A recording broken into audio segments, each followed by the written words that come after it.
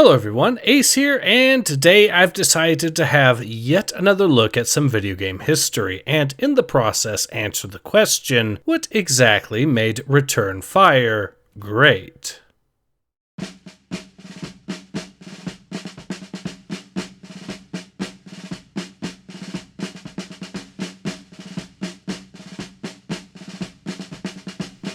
First released all the way back in 1995 for the 3DO, with later ports to the PS1 and Windows PC, as well as spawning a sequel in 1998, and on top of all of that, being prominently featured in the intro to 1994's military-themed comedy In the Army Now, Return Fire, which itself, for the record, was a sequel to 1987's Firepower, may be considered an obscure game these days, but it was very much a popular game and a major hit when it came out all the way back in 1995. It has even on occasion been listed as the best game to have been released for the 3DO. Not exactly the highest praise considering the system in question, but it was also rated as among the best games to have come out in the 90s as well. So there is a fair amount of praise to be had at the hands of Return Fire. But to understand why this is the case, let's now move on to what exactly made the game great. And the first thing that helped make this game great was how it pushed the sandbox genre forward from the groundwork laid by games such as the Strike series. I have already covered previously how the Strike series were landmark titles in creating what would ultimately become the sandbox genre, or at least popularizing the concept for more action-themed games. But let's not forget that there were in fact several steps in between what was started by the Strike franchise and what we would have today with both the Grand Theft Auto franchise as well as the Battlefield franchise. On top of that, I would also mention that there are different branching steps that led to different types of sandbox games, with again the Grand Theft Auto franchise and Battlefield franchise being two very different takes on what would become the sandbox genre. These are two different types of sandboxes, in other words.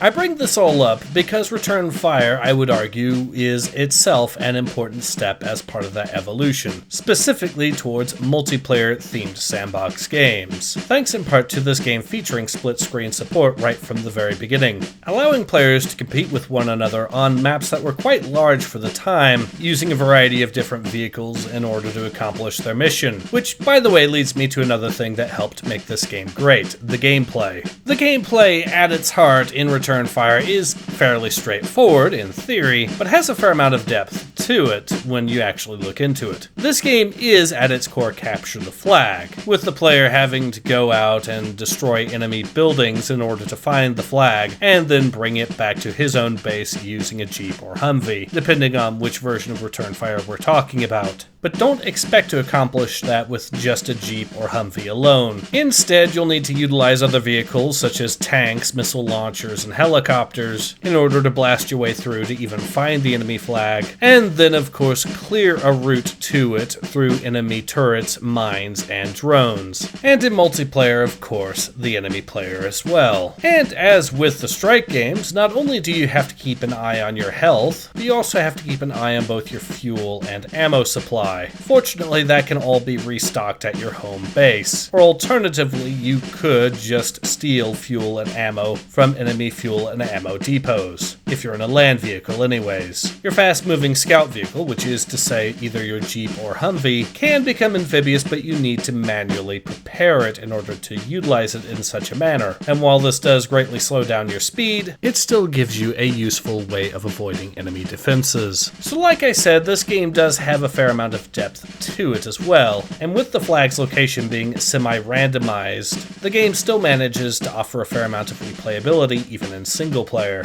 So like I said, the gameplay is another element that helped make this game great. But let's talk a little bit about a third element that I'm going to be fairly short on, but I do believe warrants its own praise, however short it will be, because Return Fire also has one of the best and most memorable Lost a Life screens of all time. For those who don't know, I'm talking about that screen you get whenever you lose a life in one of the old school games from the 90s. In most cases, this was fairly forgettable, but in Return Fire, they did something a little bit special. Whenever you lost a life in this game, this is what you would see.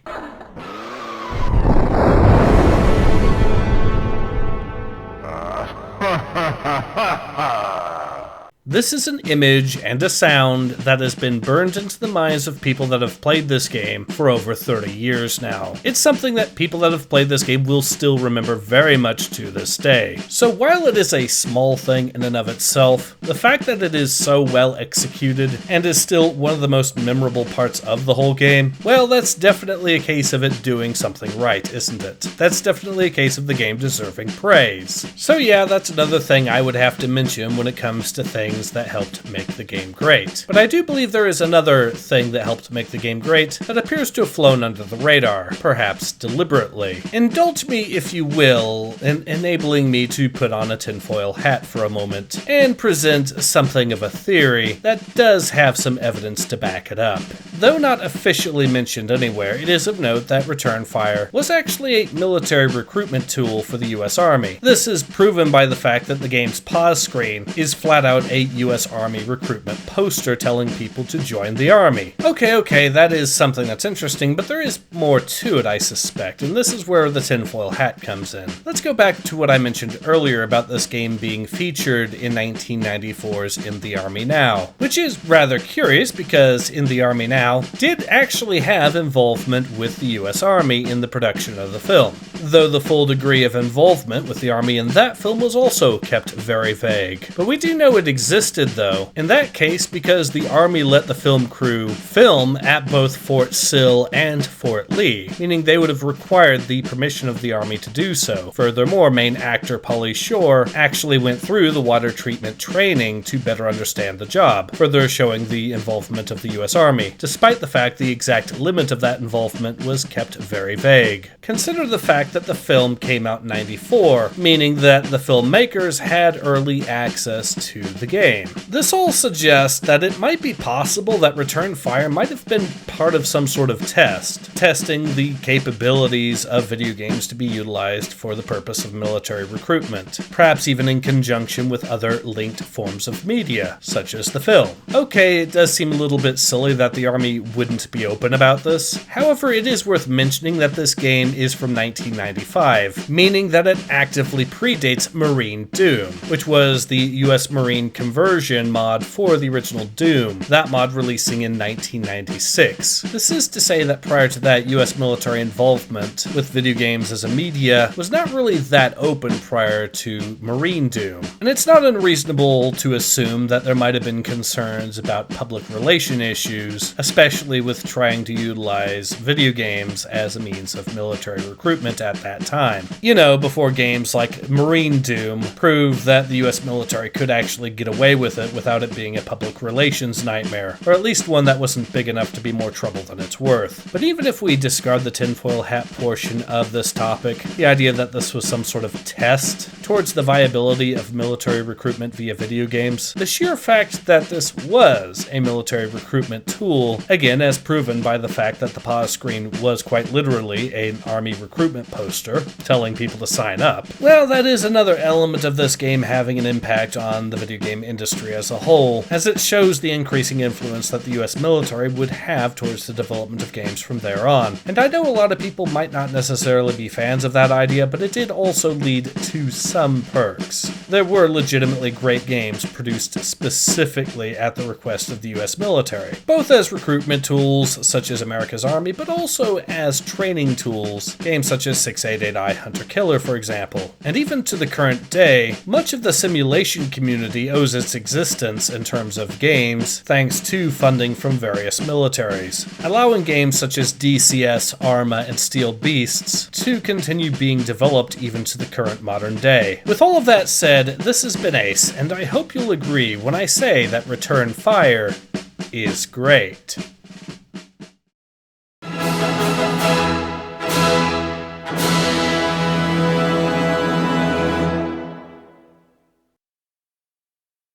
Today, I consider myself the luckiest man on the face of the earth.